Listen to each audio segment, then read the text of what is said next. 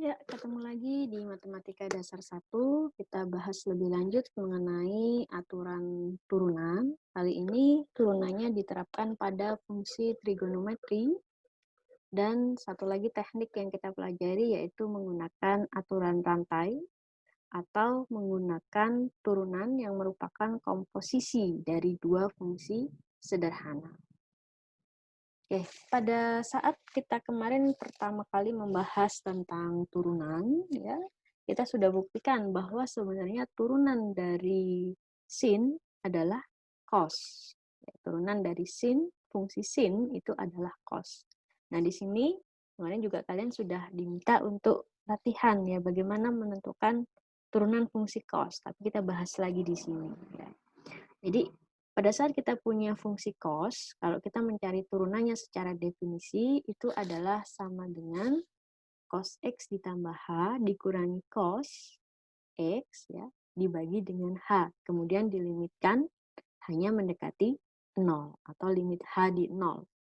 Nah, ingat bahwa penjumlahan dari cos, penjumlahan sudut, itu akan menghasilkan cos X dikali cos H dikurangi sin X dikali dengan sin H. Oke, karena ada dua suku yang mengandung cos, ya, ini dikeluarkan cosnya, sehingga menjadi 1 min cos H dibagi H.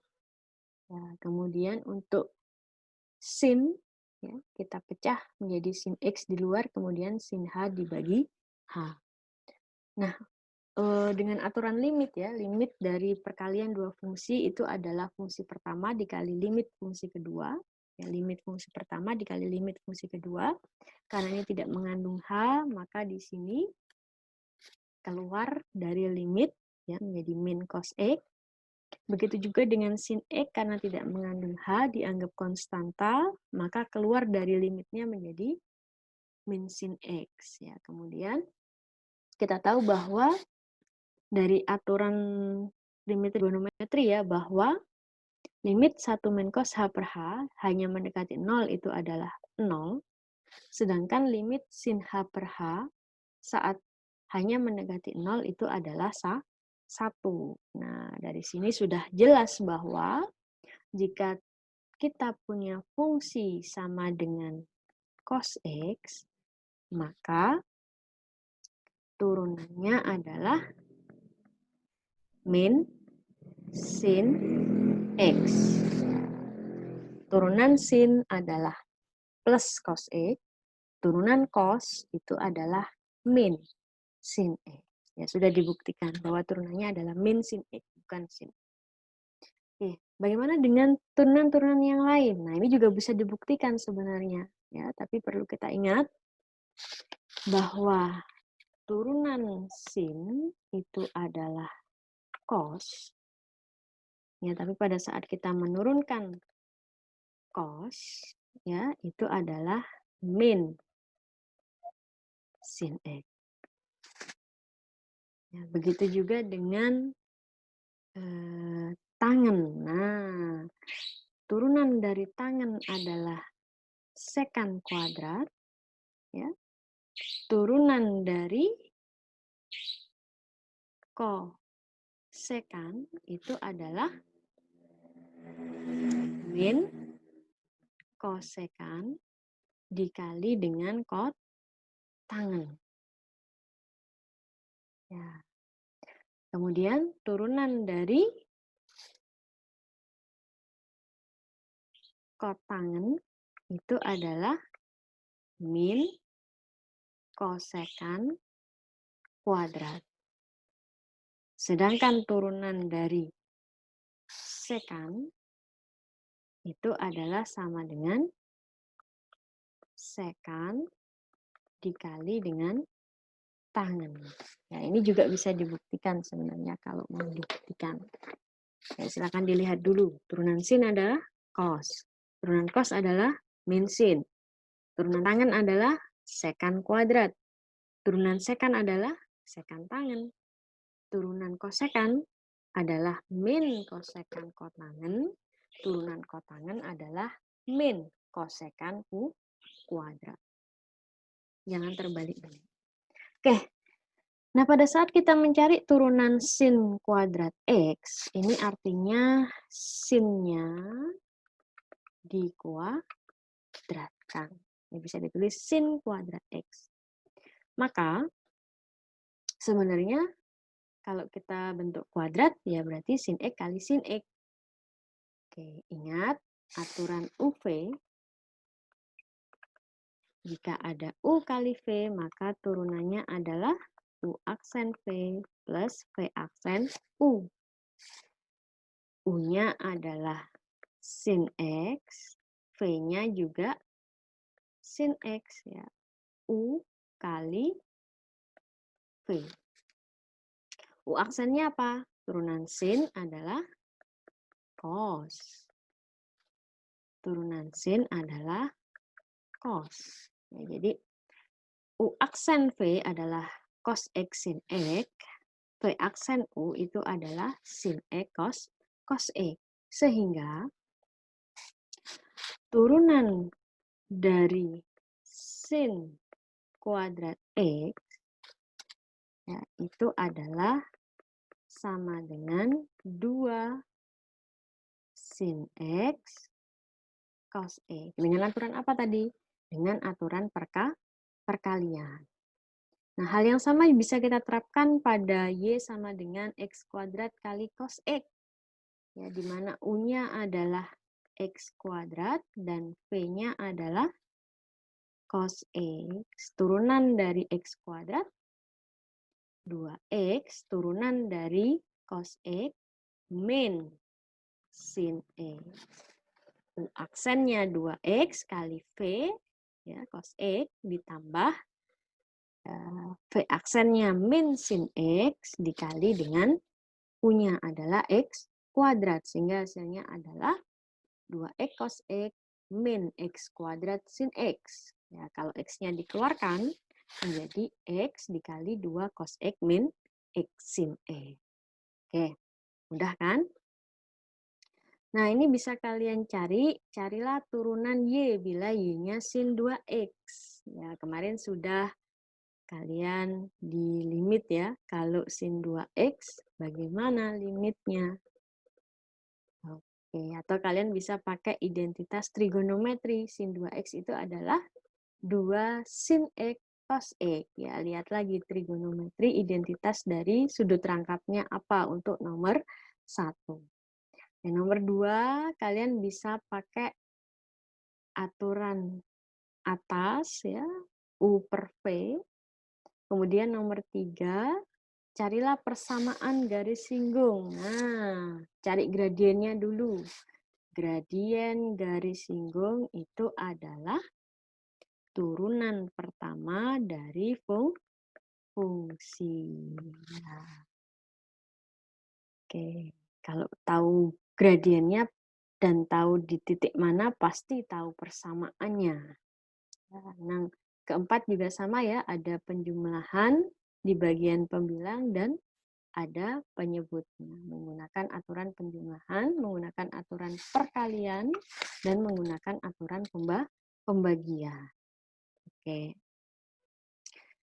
Nah, satu lagi di dalam turunan yang disebut dengan aturan rantai, ini akan sangat memudahkan kita dalam mencari turunan fungsi yang rumit. Contoh, 3x kuadrat min 5x min 7 pangkat 99. Ya, jangan takut dulu dengan pangkatnya, karena ternyata kalau kita pakai aturan rantai, itu menjadi sangat-sangat sederhana. Atau turunan dari 5x. Oke, kalau 2x tadi kita pakai identitas sudut rangkap. Nah, kalau 5x bagaimana? Nah, kita bisa pakai aturan rantai. Oke, apa itu aturan rantai ya? Jika ada fungsi y ya merupakan fungsi u dan u merupakan fungsi g ya gx, jika g terdiferensiasikan dapat diturunkan di x dan f ya juga dapat diturunkan di u, Maka fungsi komposit FOG, apa kemarin FOG? F, di mana inputannya adalah GX. Ya. Maka turunan dari fungsi komposit itu adalah turunan dari fungsi komposit dikali dengan turunan fungsi yang ada di dalamnya. Ya, atau kita bisa di dalam aturan rantai, dy per dx itu bisa kita pecah dulu. dy-nya diturunkan terhadap u, tapi harus dikali. du-nya diturunkan terhadap x. Ya, atau kalau dalam notasi operasi ya, turunan dari y ya, sama dengan turunan terhadap u dari y dikali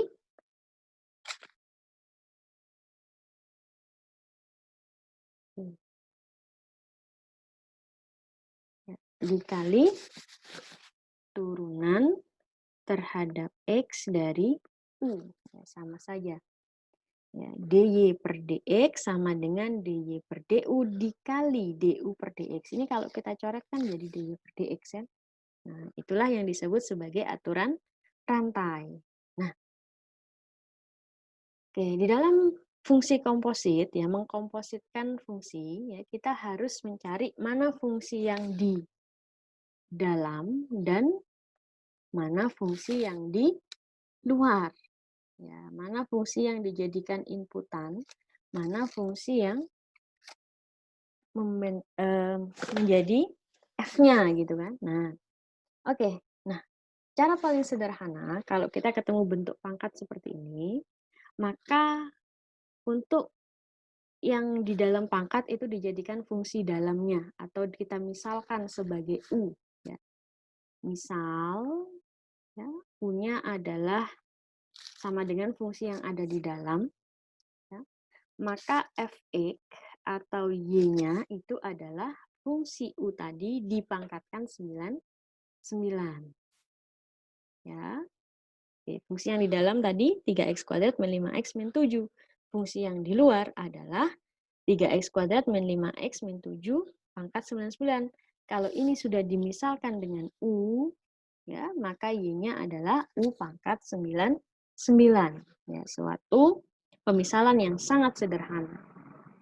Oke, saat kita mencari turunan Y atau sebenarnya turunan fungsi X, ya, kita harus mencari aturan rantai tadi bilang apa?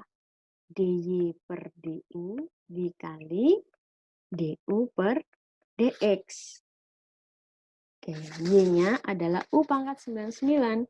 Maka dy per du ya sama dengan aturan pangkat 99. U pangkatnya kurang 1. U-nya adalah 3x kuadrat. Maka du terhadap x adalah 6x min 5.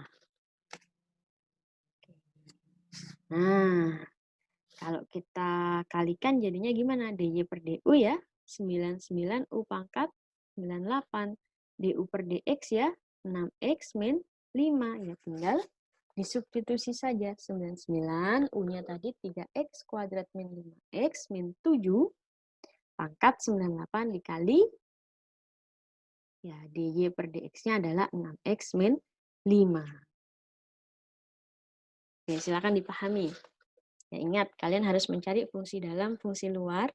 Fungsi dalam ya diturunkan terhadap X, fungsi luar diturunkan terhadap Y. Nanti aturan rantai juga bisa berkembang ya. Misal kita punya misalkan Z ya. Kemudian ada misalkan U, ada misalkan V. Nah, kalau kita mau mencari dz per dx ya bisa saja dz per du ya, du per dv ya, baru dv per dx ya, bisa juga seperti itu. Nah, ingat dy per du itu apa? Fungsi y diturunkan terhadap u ya. Du per dx itu apa? Fungsi u diturunkan terhadap x. Ya, X-nya yang dioperasikan dengan aturan pangkat, aturan penjumlahan, dan sebagainya tadi. Oke, contoh kedua, untuk sin 5X.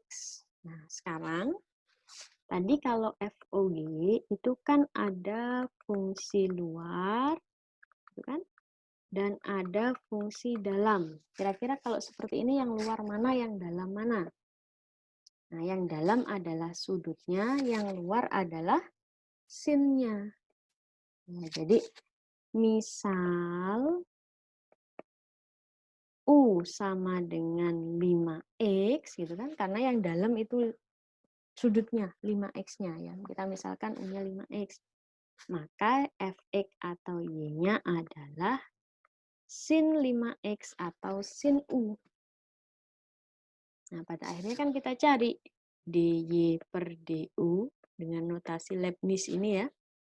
dy per du-nya ya fungsi y diturunkan terhadap u, turunan sin cos u.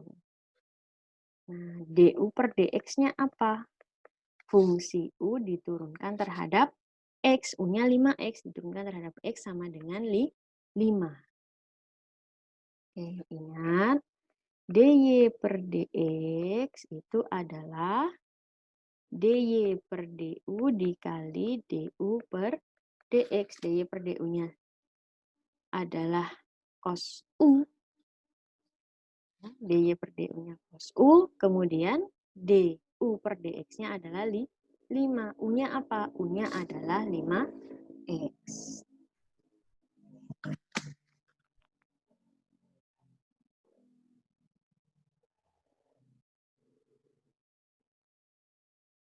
Oke. Nah, ini latihannya ya. Tentukan D turunan ya terhadap X dari fungsi Y, di mana Y-nya seperti ini. Oke, ini ada komposisi, ini ada komposisi.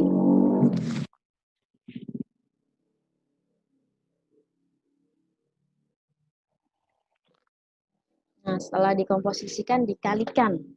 Oke, gimana? Silakan coba. Ini juga ada komposisi, dalamnya dibagi dulu. Oke, silakan digunakan untuk latihan.